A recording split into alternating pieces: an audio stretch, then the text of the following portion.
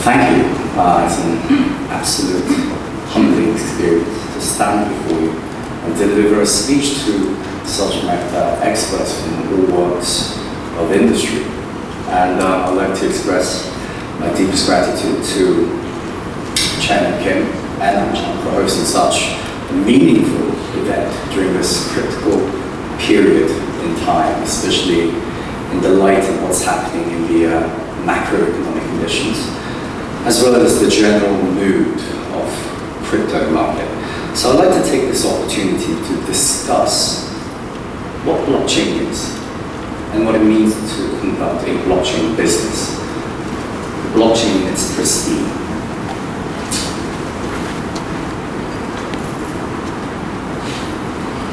The society we live in is becoming more open, more diverse, and becoming more tolerant to changes. An advocate of open society, Karl Popper, describes it as in which individuals are confronted with personal decisions, and that if we wish to remain human, there's only one way. We must go on into the unknown, the uncertain and insecure, using what reason we may have for both security and freedom.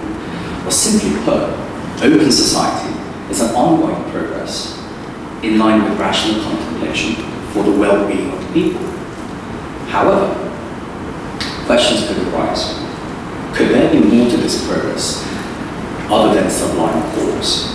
Aren't we moved by strong motivation? Thoughts may vary, but I believe ownership is the key motivator. Now, I cannot account for all, but let's take the Republic of Korea, for example, since we're here. It has gone through major phases of development, making a huge stride towards open society in the modern era, from establishment of sovereign state through industrialization and democratization. But this could be understood through the lens of ownership. Before and after the liberation, for example, people wanted to have their own country, but soon realized they needed more than just country. They wanted the means to bring food to the table. Once people had a country and economic independence, they now wanted to put people in charge with their own hands. Democracy. It seems what people want, or at least range of desired ownership, expands as time goes by. Then what's next? What's post-democracy? What's the main agenda? I'm no politician, and I'm no academic, so I cannot assert for sure, but in my small and humble opinion, following this course of argument, I believe it's choice, ownership of abundant choice. Look around us, it's quite evident. For example, traditional values of family, sexual orientations, genders, roles of gender, career paths, and assets, etc. List goes on. Now, at this point, you'd probably be wondering whether you're sitting through a sociology lecture as opposed to a new emerging high-end technology seminar. But please, if you would indulge me, because I believe that in our current society, the agenda is ownership of choice, abundant choice, and blockchain fulfills at least a part of it, assets. So, what is a blockchain? It wasn't just society that has developed over the years. Internet environment has also developed. What we call Web 1.0 was when users could only read the contents. Web 2, innate writing. And then finally, at Web 3, people can not only read and write, but own as well. And this ownership is made possible through blockchain. A blockchain in its core is simply a technological space enabling transparent storage, utilization, and management of crypto assets. Its decentralized and immutable nature consolidates ownership of individual assets. And as a result, assets have diversified from traditionally acknowledged terms of assets, including real and financial assets. As of July this year, as the CEO of have stressed in the morning session, there's more than 20,000 crypto assets globally. Moreover, users with these assets can exercise their rights through participation, governing the protocol. So through blockchain, choice of assets have diversified, and the ownership of those assets have solidified and strengthened through its functions and the system of governance. Well, if so, what are some of the key products on blockchain that facilitates ownership? Let's look at DeFi, a decentralized finance. But before we do that, let's think of gold, a shiny, precious metal that has no intrinsic value, yet we put value on it. Why? Because first, it's scarce. But moreover, it has utility. It has many utilities, including medical, decorated, and aesthetic purposes. And through the values are made. Hence, ownership of gold is valued. This is precisely what DeFi does. It provides utilities of crypto assets through transaction, lending, deposit, trading, etc. Through these activities, utilities of crypto assets are provided on DeFi through participation, and hence gives value to the ownership. Another example is cross-chain. All blockchains are built with protocols, meaning it cannot communicate with other blockchains with different protocols, meaning that assets from one chain cannot be transferred to other chains. Imagine if you had an asset that could only be used in one place only. This would severely limit ownership of the assets within certain boundaries. This is where cross-chain comes in handy. It enables crypto assets to be utilized in other blockchains through conversion. We could probably give a similar example that would be in line of exchange, currency exchange, which in turn maximizes utility of assets and ultimately ownership. Then, if blockchain is truly fulfilling at least the assets perspective in the wider ownership of abundant choice, then how well is it performing? Looking at the global market, crypto user penetration is at 3.4%. Now you may think that's very low. Assuming that the threshold point of mass adoption is at 15%, it is at early adoption stage. However, when you compare that to a 6-year period of internet introduction, it is much higher than that of internet, almost 3 times the difference. The steep trend of crypto penetration will eventually mean that the proportion of crypto assets will be higher than what is today. Another example. The industry has both grown and diversified rapidly over time.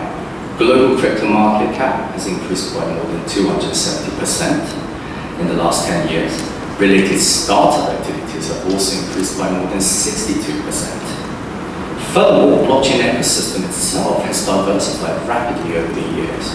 Only 2 years ago, it was dominated by Ethereum to some figure, as you can see on the graph, it's 95%. But that has changed with the introduction of new blockchains. As a result, in just 2 years, the figure has dropped to 63%. The open, decentralized nature of blockchain is paving a way for diversity, a new evolution at a fast pace. So the question we should be asking ourselves is that whether mass adoption will take place or not is a question of when and how soon it will take place. Let's look at how we are doing, how the Republic of Korea is doing in the Web3 scene. Some key figures catch the sight. More than 15.3 million of the population is registered crypto holders, meaning more than 30% of the population. Now, this is quite exciting in this sense because at least user crypto penetration perspective, mass adoption, it's already at a mass adoption stage. What else? Market cap is at $42.5 billion. And among top 50 costly corporations, 16% have already made Web3 transition. Now that data is of last year, end of last year, and I know it has increased more. What is the engine behind such growth? Well, one explanation can be attributed to the projects that's inherent within the Republic of Korea's ecosystem. The strength of projects, in my opinion, come from game, music, and entertainment industry. Global market share for Republic of Korea game contents this year accounts for 6.9% alone, while the entertainment industry, with the heat of K-pop, has global fandom, creating a rich environment for the growth of Web3. As a result, the Korean market has now become the target of large global foundations, with the hopes of attracting the projects into their ecosystem. Solana, a major global foundation, has specifically committed $100 million just for the Korean market. We also have a gentleman from Polygon who also sees a huge opportunity in the Korean ecosystem. However, yet, despite optimistic prospects, there are still rooms to improve.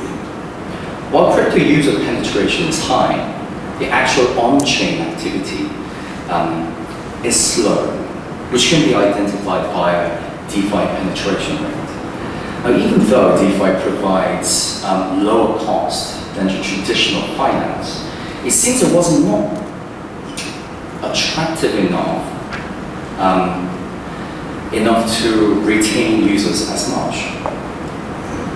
One potential reason is barriers to entry and its segmented service. How many times have we, including myself, experienced difficulties in terms of user experience when we are trying to engage and commit ourselves to on-chain activities? How many times have we seen ourselves surrounded with overloaded crypto jobs? Now, we say there's transparent information available on chains due to the decentralized, transparent, immutable nature and characteristics of blockchain. However, due to the segmented, with all this segmented service and information, it just brings that much barrier to people. For a true mass adoption to take place, it's imperative that a user-centric service accelerating Web3 familiarization is required. To conclude, there's so much hype and noise in this industry, and especially as we have witnessed during the morning hours with issues of regulations, institutions, etc. And it's easy to get lost, but let's remind ourselves again with clarity. A drive towards an open society is neither deterministic nor a linear progression. It arises from a sense of efficiency and motivation of ownership. And the question of ownership is everyone's problem, as New Age generates a demand for a new category of ownership. Blockchain fulfills at least part of it, in my humble opinion. It provides a new source of ownership through a wide choice of assets and consolidates it through a decentralized, immutable characteristics. So, what does that mean for people committed to blockchain business? They should think of one thing and one thing only. How can they provide more ownership to the users and to the people? However, there's so much room to improve. For a true mass adoption to take place, substantial increase in the on-chain activities is required. And in order to do this, much work is needed for enhancing user experience. At least that is one side of the problem. Once complete, Web3 adoption may redefine our environment. But before that, a fierce contemplation of each realm of expertise will be required, more than ever, to define and solve new problems. It is okay to feel uneasy and insecure as we drive towards the unknown and uncertain. But let us embrace it with a growing confidence in mind that this will be a new opportunity that marks a new generation of hope. Perhaps confidence is what we need in times of crisis. Thank you.